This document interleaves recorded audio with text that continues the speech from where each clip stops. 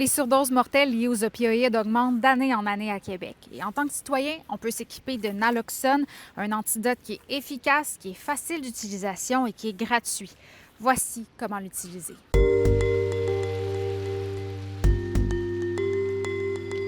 La première étape, dès qu'on reconnaît qu'il y a une surdose, c'est d'appeler les services d'urgence. Donc, on appelle le 911. La personne va être inerte, elle ne bougera plus. On peut parfois voir les lèvres bleues, mais souvent, ce qu'on va remarquer premièrement, c'est que la personne ne nous répond plus.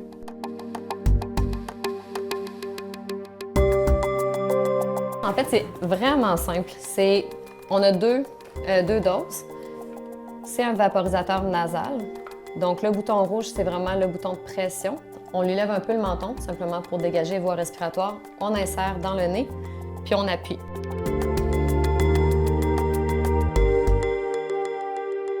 La personne, on s'entend, elle ne respire pas, donc elle a besoin d'aide, donc on commence des compressions thoraciques. Si après 3 minutes, la personne ne s'est pas réveillée, on peut aller administrer une deuxième dose.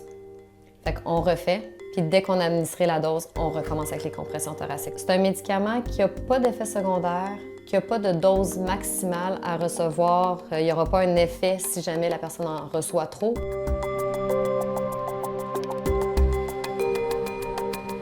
L'idée d'appeler le 911 au départ, c'est parce que ça a un effet limité dans le temps. Ça peut durer jusqu'à 20 minutes. Chez certaines personnes, ça peut durer jusqu'à 1 heure, mais on ne sait pas. Donc, la moyenne, c'est environ 20 minutes. Donc, le temps que les ambulanciers arrivent, on a réveillé la personne.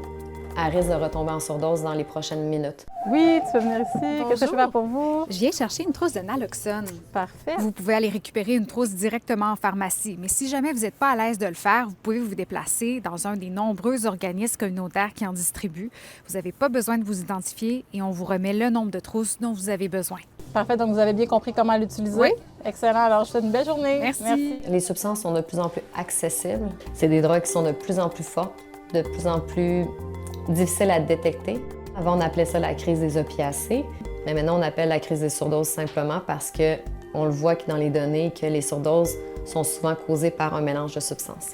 À Québec, la santé publique a mis en garde la population contre une nouvelle drogue qu'on croyait être de l'oxycodone, mais qui est en réalité de la protonitazépine, une molécule 25 fois plus puissante que le fentanyl. Raison de plus pour garder la naloxone pas trop loin.